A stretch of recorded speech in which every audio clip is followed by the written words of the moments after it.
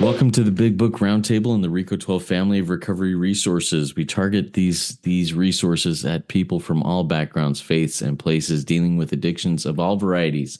I'm Justin B. I'm a child of an all-powerful, all-loving God and a multidisciplinary addict living in the miraculous recovery promised in the Big Book of Alcoholics Anonymous.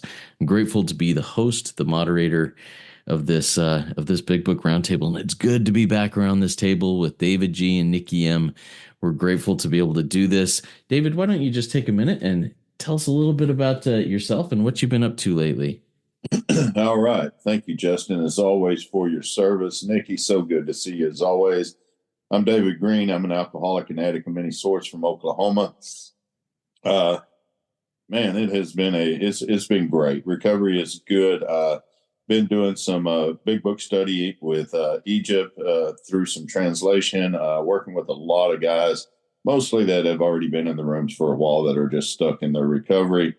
Leaving for Australia this coming Monday. I'm going to go over and do a workshop with about 100 men over there, looking at going to Singapore next year and maybe Canada in the near future. So a lot of great things are happening, and just loving my recovery, loving God, loving you guys. Thank you.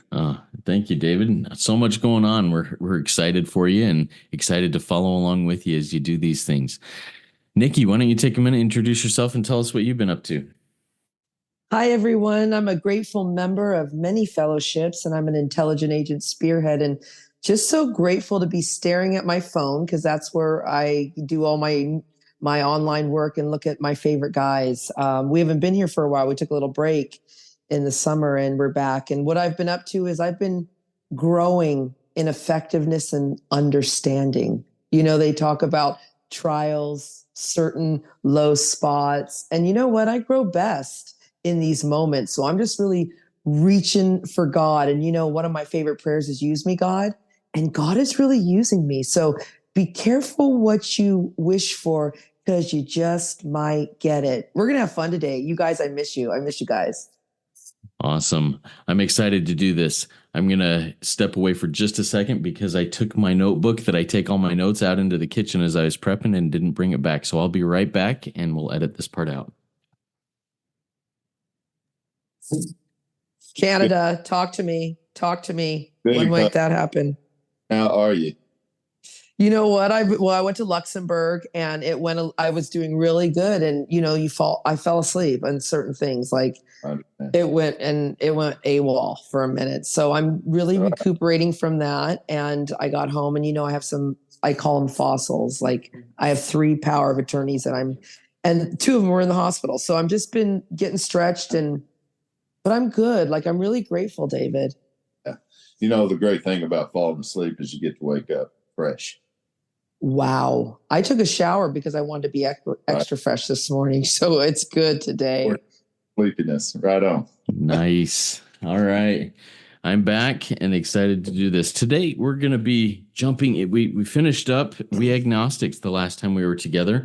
And today we're getting into chapter 5, how it works. We're getting into where the steps are introduced. We're getting into how we work the program that we've been building up to at this point. So we'll be reading pages 58 and into the top of page 59 in this episode. And we'll be commenting, sharing our experience, strength, and hope, and building on these things in this episode. So I'm going to start reading here, chapter 5, how it works. Rarely have we seen a person fail who has thoroughly followed our path. Those who do not recover are people who cannot or will not completely give themselves to this simple program, usually men and women who are constitutionally incapable of being honest with themselves. There are such unfortunates. They are not at fault. They seem to have been born that way. They are naturally incapable of grasping and developing a manner of living which demands rigorous honesty. Their chances are less than average. There are those, too, who suffer from grave emotional and mental disorders, but many of them do recover if they have the capacity to be honest. Our stories disclose in a general way what we used to be like, what happened, and what we are like now. If you have decided you want what we have and are willing to go to any length to get it, then you are ready to take certain steps. At some of these we balked. We thought we could find an easier, softer way, but we could not. With all the earnestness at our command, we beg of you to be fearless and thorough from the very start. Some of us have tried to hold on to our old ideas, and the result was nil until we let go absolutely. Remember that we deal with alcohol, cunning, baffling, powerful. Without help, it is too much for us. But there is one who has all power. That one is God. May you find him now. Half measures availed us nothing. We stood at the turning point. We asked his protection and care with complete abandon.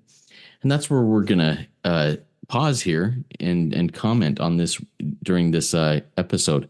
So much good stuff in there. And this is the opening reading for so many meetings of Alcoholics Anonymous and other 12-step meetings, or this is part of that opening reading. So I'm excited to get into this and see what your experience, strength, and hope is. Let's start with David. David, what insights and comments do you have about what we just read there?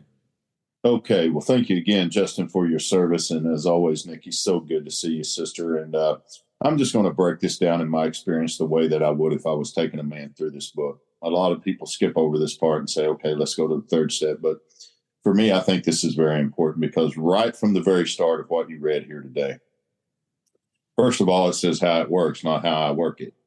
And I think there's a big difference in the way that's titled. And but it tells me right here in the very beginning, there's two kinds of people that are going to die in this fellowship. And that's a hell of a thing to look at. I've read this hundreds of times and had never seen it. But it says, rarely have we seen a person fail who is thoroughly, and I think that's the key word, followed our path. For those that do not recover, and if we do not recover here, there's only one other option. You die. Like it or not, that's the way it is. We either recover or we stay asleep until we die. Two classes of people. One, those that cannot. I cannot make a meeting every day. I cannot work the 12 steps. I cannot call you every time. I can't just step off. Good luck with that. Let me know how that works out. And the second class is those that will not. Now, I understand that there are wet brains. Some people cannot, and absolutely, they will not be able to do that. But if you're not in that class and you don't completely give yourself to this work, then I have no time to take anybody through this book. And that's exactly what my sponsor said to me. So we're looking at two classes of people, those that can't and those that won't, completely, not half-ass, not a little bit, completely give themselves to this simple program, not a program, not my program, to this program as outlined in the Big Book of Alcoholics Anonymous. So it says that with usually men and women, I think they've changed that now and call it people, but I'm going to call it what it is because my book says men and women who are constitutionally incapable of being honest with themselves. See, it's a good thing for me to be honest with you, but until I'm honest with me, there's no way I can be completely honest with you because I don't know much about honesty. Such unfortunates not at fault. They seem, keyword, doesn't say they are, but they seem to be more in that way. And we're incapable of grasping and developing a manner of living which demands rigorous honesty with myself. All the work that I've done up to this point through the book, I'm taking a guy through the book. We start at the title page. I read him all the way through over here. We do this reflection exercise on 46. We do the spiritual terms exercise on 47. We read through that. We get all the way here. This next sentence tells me still all that work, all that time, my chances are less than average. Why? Because some of us suffer from grave emotional and mental disorders. But here's the great promise. They also recover if we have the capacity to be honest. So am I capable of being honest with myself about my disease, about my relationship with this power, with my relationship about you? Our stories. When I see those two words, we're talking about the first 100 people that wrote this book. Disclose in a general way what they used to be like, what happened, what we're like now. Now, you listen to a lot of speakers from the podium, they're going to quote this part of the book, always. And they're going to tell you for 20 or 30 minutes what happened to them when they were drinking, drugging, eating, lusting, whatever it was. They're going to talk a few minutes about what happened, and they're going to talk about what it's like today in recovery. But I don't read that way. I don't need to come talk to you 30 or 40 minutes about what it used to be like for me when I was out there drinking or drugging. If you're an alcoholic, a drug addict, a lust addict, a sex addict, a relationship, you know what the hell it was like out there. I don't need to spend 35 minutes from a podium telling you what it was like. Here's what it's saying. If you decided you want what we have, well, what is it that you have that I should want? Is it sobriety? Hell, I already got that. I was 25 years sober by this time. It's not that. Willing to go to any length to get it. What is it? It is a spiritual awakening as a result of the steps outlined in the Big Book of Alcoholics Anonymous that will change you. So what was it like sitting in these rooms, suffering my ass off for years, thinking I had worked the steps and did a good job? What was it like? Not while I was out there. What happened to me as a result of sitting in these rooms? What emotional bottom did I finally hit? And what steps did I take as outlined in the book from people that I heard speaking in meetings like you, like Nikki, like my sponsor, like other people? And what's it like now that I've done this work? So there's a different way for me to look at that now. I don't see it the same way as other people try to tell me.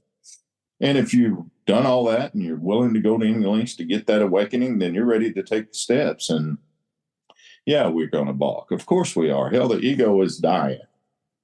And we're planning this funeral, and it's not going to die easy, trust me. But he says we thought, and we've looked at that all the way through here: thoughts, feelings, concepts, attitudes, behaviors. We thought we could find an easier, softer way. You still think that way? Let me know how that works out.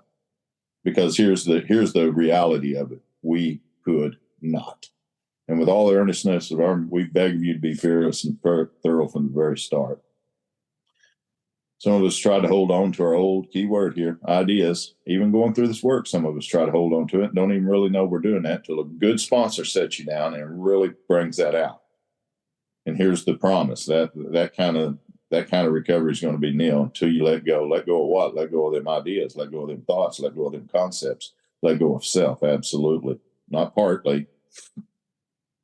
Somebody got a hold of me the other day and told me, I'm having a lot of trouble with lust, but I'm still writing my inventory. I said, look, here's the deal. Either God has all power, he has none. Make a choice here. Either you in or you out.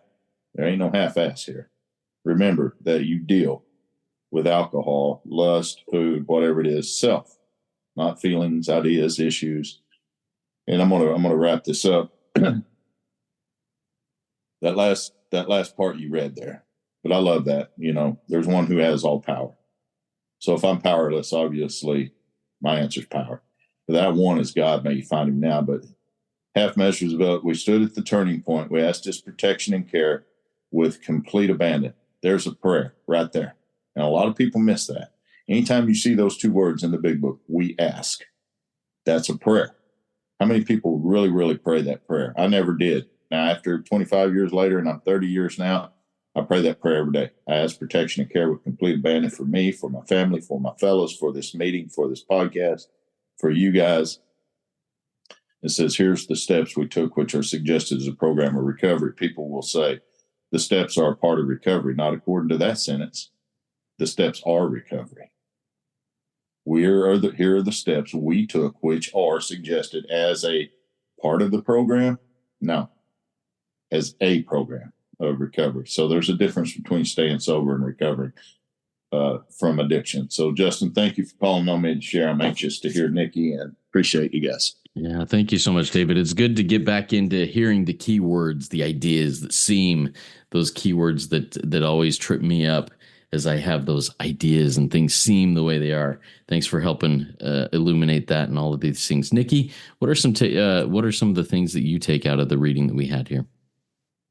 Well, thank you. And thank you, David. That's just, I need to be back at this table because that's where I'm at in my recovery. Is I always tell you, David and Justin, you're both my sponsors because I need to be reminded. So if everyone's listening to this and I've heard this a million times, I've never been here before. I need to hear it again. So rarely, and this is a big thing, historians will tell me or won't tell me, I heard it was never, that Bill W. wanted to put never, and the rest of the people are like, that's too much. Because it is rarely, it's like a diamond, like a pink diamond. They're rare. And seeing a person, what kind of person? A real addict, a type 3, a real addict, thoroughly 100%. And what's this path? David said it all, but it's a recipe. And my sponsor, my real life sponsor, I have a few of them in person. One of them says it's a cake recipe. See, if you leave out the sugar, it's not going to taste good. If you think you can make a cake without the eggs, and I know there's other ways, this is a real chocolate cake recipe. And if you leave out one of the steps, it's not going to taste good. And those who do not recover, this is completely, and it's so simple. Remember, we read simple but not easy. This is simple but not easy. And I heard a friend, I was at a table with this, he's a lawyer, doesn't matter, but he knows the law. And he says, if you're constitutionally incapable of being honest, you're a psychopath.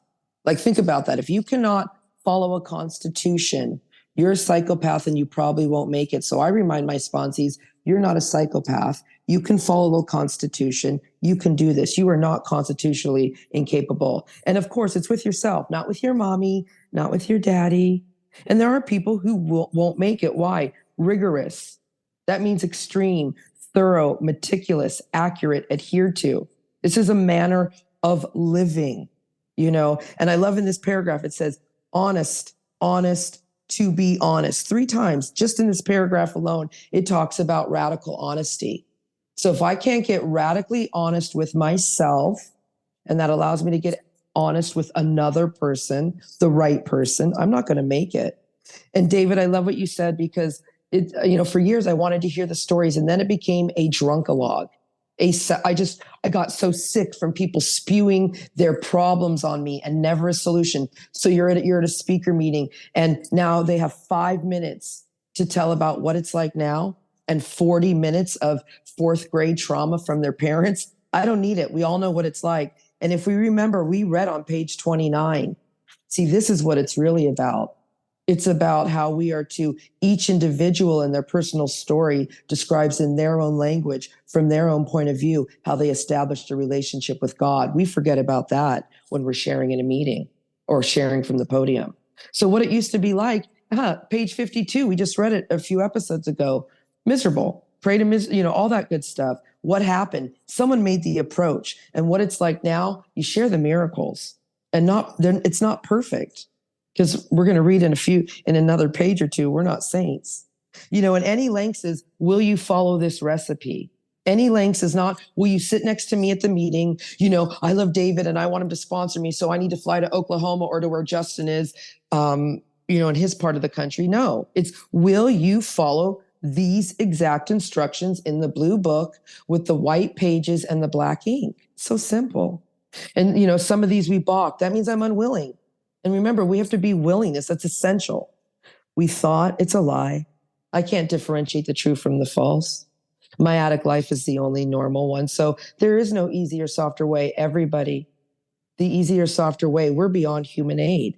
Beyond human aid. There is no easier, softer way. So I love that. We beg of you. And I ain't too proud to beg. I'm begging some of my sponsees because they're dying. And I know what it's like to live with dying people. My mom, again, lives in my house because of this disease of alcoholism. And David, you've drilled this into me, I know, and to Justin, these ideas. I'm here to not stop drinking, not stop lusting. You have to do those things in order to get to the power, and we have to remember every day. I have a line out. Remember every day that we deal with addiction, self, as David said, alcoholism. It's cunning, baffling, powerful. And without help, what? Without help, what's it? Life. This life is too much for me. And I love this. The book tells us where to find God now. I'm never going to find God thinking about tomorrow, obsessing about what I said yesterday, obsessing about what I did last night. I'm not allowed to drift into morbid reflection of any sort. I have to be in the present now. Actually, 12-step is the most radical mindfulness course on the planet. Half measures, not perfectly. I just have to do this wholeheartedly. I love this key word you said, abandon. In other programs, I'll hear surrender. I think it's NA and other programs. It says abandon. Google these words. This is a program. What is a program? It's a set, of related measures or activities with a particular long-term aim. I need a new program. My old programming system does not work. I need to follow these instructions so it can control the operation of this brain, this machine. So, I need to be reminded of this. And you said it, Justin. This is read in every meeting. I think they should just spend the whole meeting talking about this, every meeting. So we're reminded of what we're here to do. Thank you so much. Thank you, Nikki. It is so good to be back around this table. I've written a couple of questions, one for each of you, that I'd like to get just a couple of minutes of your thoughts on these questions that I have for you. So, David, the question I have for you is, it has to do with not knowing the true from the false and being honest with myself. Nikki talked about, a psychopath is one who can't be honest with themselves. But me not being able to differentiate the true from the false, how do I know if I have the capacity to be honest with myself? Well, for me, it would be putting you into that 10th step from day one and having you to continually look at self and to ask God to remove that. Because until you've went through this work, I mean, I get a lot of negative feedback from starting people in step 10, but I don't really give a shit either way, because the book tells me that we commence this way of living from the beginning, and, or as we cleaned up the past. So in order to be able to be honest with myself, first I had to know what self was. And so in the next episode or two, we're really going to dig into this deeper than we have throughout this entire podcast. And once you see that, there's no denying how to be honest with self about self. And so until I went through this process the way that it's outlined in the book, I didn't know how to be honest with myself. I really didn't.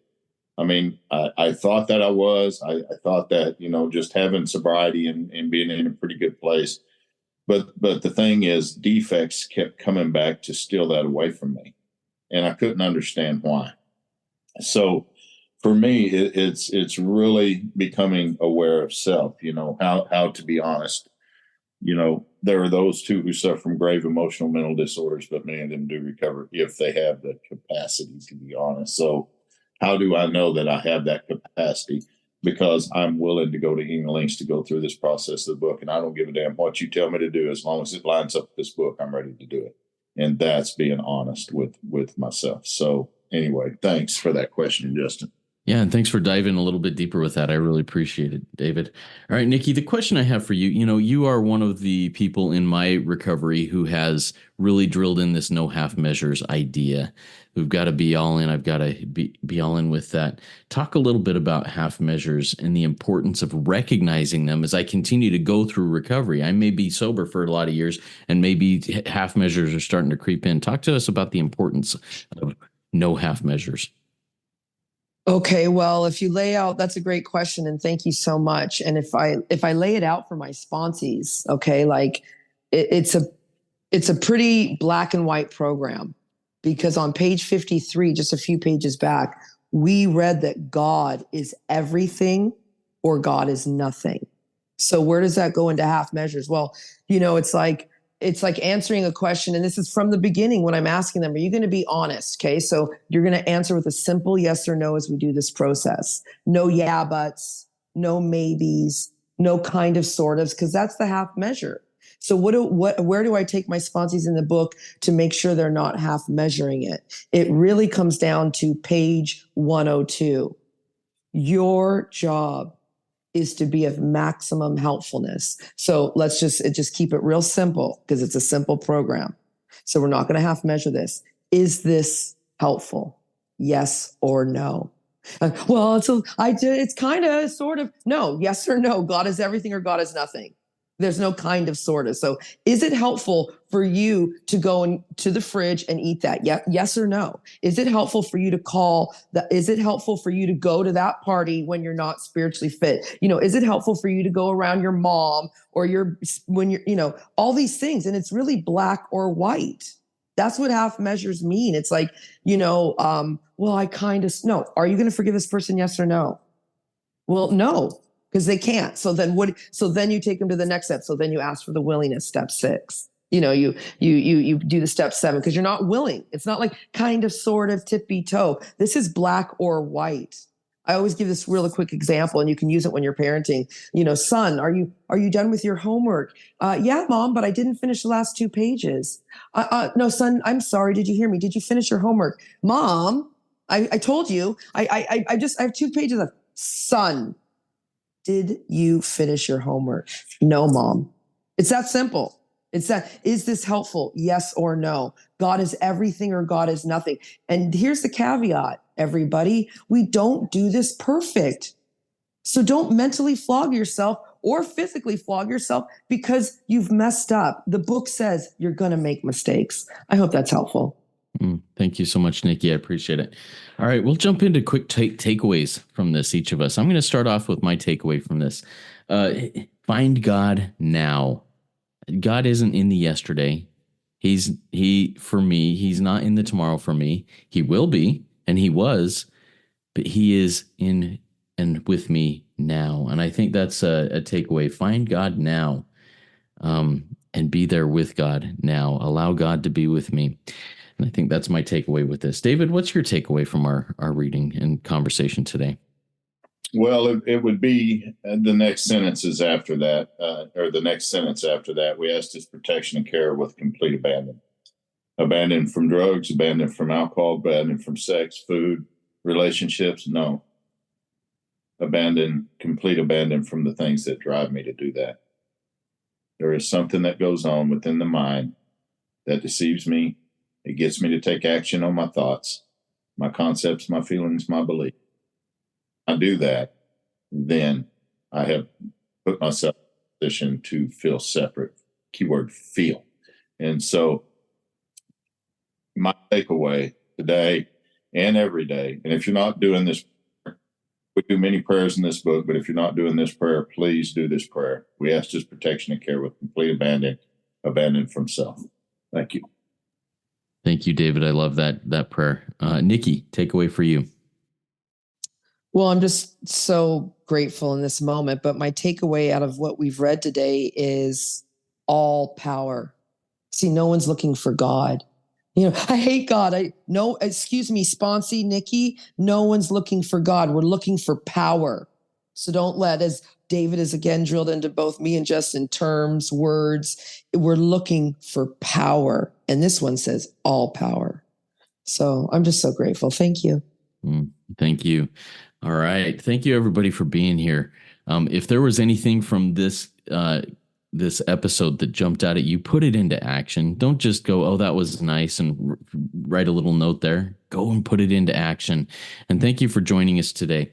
To learn more about RICO 12 and all our other projects, go visit RICO12.com. If you feel prompted to support us, we're grateful for any financial support to help keep this platform going. You can do that at RICO12.com/support. Become a spearhead and help us. Join us in the fellowship of the Spirit and come trudge this adventurous and amazing road of happy destiny with us. Work it. You are worth it.